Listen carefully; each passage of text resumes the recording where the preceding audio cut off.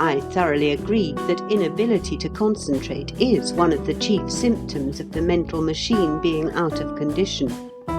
Espérance's suggested cure is rather drastic. She says, "Perhaps one of the best cures for mental sedentariness is arithmetic, for there is nothing else which requires greater power of concentration." Perhaps arithmetic might be an effective cure, but it is not a practical cure, because no one, or scarcely anyone, would practice it. I cannot imagine the plain man who, having a couple of hours to spare of a night, and having also the sincere desire, but not the willpower, to improve his taste and knowledge, would deliberately sit down and work sums by way of preliminary mental calisthenics. As Ibsen's puppet said, people don't do these things. Why do they not? The answer is simply because they won't. Simply because human nature will not run to it. Espérance's suggestion of learning poetry is slightly better. Certainly the best letter I have had is from Miss H.D. She says, "This idea," to avoid the reproach of living and dying without ever really knowing anything about anything, "came to me of itself from somewhere when I was a small girl. And looking back, I fancy that the thought itself spurred me to do something in this world, to get into line with people who did things, people who painted pictures, wrote books, built bridges, or did something beyond the ordinary. This only has seemed to me all my life since worthwhile." Here I must interject that such a statement is somewhat sweeping. In fact, it sweeps a whole lot of fine and legitimate ambitions straight into the rubbish heap of the not worthwhile. I think the writer would wish to modify it. She continues, "And when the day comes in which I have not done some serious reading, however small the measure, or some writing, or I have been too sad or dull to notice the brightness of colour of the sun, of grass and flowers, of the sea, or the moonlight on the water, I think the day ill spent.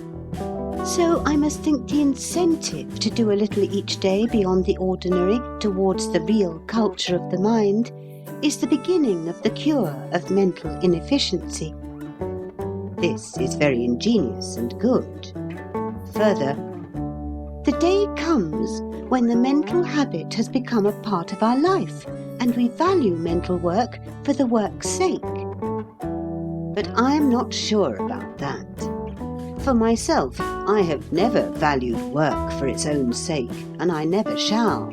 And I only value such mental work for the more full and more intense consciousness of being alive which it gives me. Miss H.D.'s remedies are vague. As to lack of willpower, "The first step is to realise your weakness. The next step is to have ordinary shame that you are defective." I gravely doubt, if these steps would lead to anything definite. Nor is this very helpful. I would advise reading, observing, writing. I would advise the use of every sense and every faculty by which we at last learn the sacredness of life. This is begging the question. If people, by merely wishing to do so, could regularly and seriously read, observe, write, and use every faculty and sense, there would be very little mental inefficiency. I see that I shall be driven to construct a programme out of my own bitter and ridiculous experiences. The cure. But tasks in hours of insight willed can be through hours of gloom fulfilled. The above lines from Matthew Arnold are quoted by one of my very numerous correspondents to support a certain optimism in this matter of a systematic attempt to improve the mind. They form part of a beautiful and inspiring poem, but I gravely fear that they run counter to the vast mass of earthly experience. More often than not, I have found that a task willed in some hour of insight cannot be fulfilled through hours of gloom. No, no, and no. To will is easy. It needs but the momentary bright contagion of a stronger spirit than one's own. To fulfill, morning after morning or evening after evening, through months and years, this is the very Dickens, and there is not one of my readers that will not agree with me. Yet such is the elastic quality of human nature that most of my correspondents are quite ready to ignore the sad fact and to demand at once, "What shall we will? Tell us what we must will." Some seem to think that they have solved the difficulty when they have advocated certain systems of memory and mind training. Such systems may be in themselves useful or useless. The evidence furnished to me is contradictory, but were they perfect systems, a man cannot be intellectually born again merely by joining a memory class. The best system depends utterly on the man's power of resolution, and what really counts is not the system, but the spirit in which the man handles it. Now, the proper spirit can only be induced by a careful consideration and realization of the man's conditions, the limitations of his temperament, the strengths of adverse influences, and the lessons of his past. Let me take an average case. Let me take your case, O man or woman of 30, living in comfort, with some cares and some responsibilities, and some pretty hard daily work, but not too much of any. The question of mental efficiency is in the air. It interests you. It touches you nearly. Your conscience tells you that your mind is less active and less informed than it might be. You suddenly spring up from the garden seat and you say to yourself that you will take your mind in hand and do something with it. Wait a moment. Be so good as to sink back into that garden seat and clutch that tennis racket a little longer.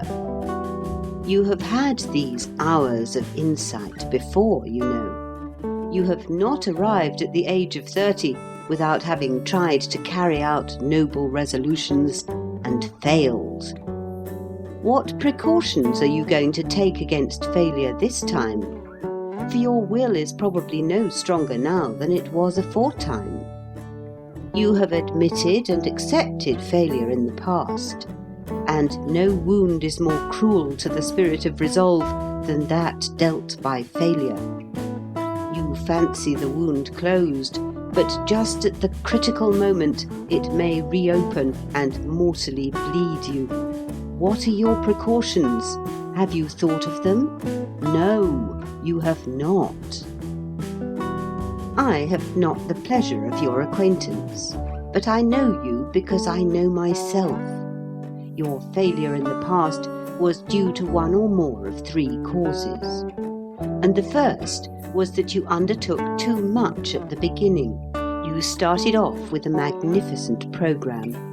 You were something of an expert in physical exercises. You would be ashamed not to be in these physical days, and so you would never attempt a hurdle race or an uninterrupted hour's club whirling without some preparation. The analogy between the body and the mind ought to have struck you. This time, please do not form an elaborate program. Do not form any program. Simply content yourself with a preliminary canter, a ridiculously easy preliminary canter. For example, and I give this merely as an example, you might say to yourself, within 1 month from this date, I will read twice Herbert Spencer's little book on education, 6d, and will make notes in pencil inside the back cover of the things that particularly strike me. You remark that that is nothing, that you can do it on your head, and so on. Well, do it.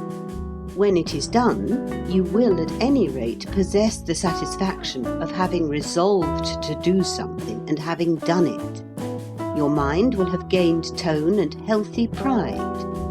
You will be even justified in setting yourself some kind of a simple program to extend over 3 months. And you will have acquired some general principles by the light of which to construct the program.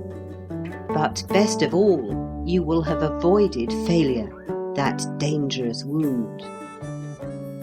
The second possible cause of previous failure was the disintegrating effect on the willpower of the ironic, superior smile of friends.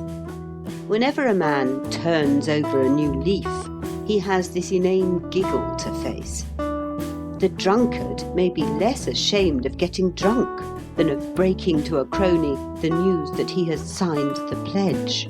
Strange, but true. And human nature must be counted with. Of course, on a few stern spirits, the effect of that smile is merely to harden the resolution, but on the majority its influence is deleterious. Therefore, don't go and nail your flag to the mast. Don't raise any flag. Say nothing. Work as unobtrusively as you can. When you have won a battle or two, you can begin to wave the banner, and then you will find that that miserable, pitiful, ironic, superior smile will die away ere it is born. The third possible cause was that you did not rearrange your day. Idler and time-waster though you have been, still you had done something during the 24 hours. You went to work with a kind of dim idea that there were 26 hours in every day. Something large and definite has to be dropped. Some space in the rank jungle of the day has to be cleared and swept up for the new operations. Robbing yourself of sleep won't help you, nor trying to squeeze in a time for study between 2 other times. Use the knife and use it freely. If you mean to read or think half an hour a day, arrange for an hour. 100% margin is not too much for a beginner. Do you ask me where the knife is to be used? I should say that in 9 cases out of 10, the rites of the cult of the body might be abbreviated. I recently spent a weekend in a London suburb, and I was staggered by the wholesale attention given to physical recreation in all its forms. It was a gigantic debauch of the muscles on every side. It shocked me. Poor withering mind, I thought. Cricket and football and boating and golf and tennis have their seasons, but not thou. These considerations are general and prefatory. Now I must come to detail. Mental calisthenics. I have dealt with the state of mind in which one should begin a serious effort towards mental efficiency, and also with the probable causes of failure in previous efforts. We come now to what I may call the calisthenics of the business. Exercises which may be roughly compared to the technical exercises necessary in learning to play a musical instrument.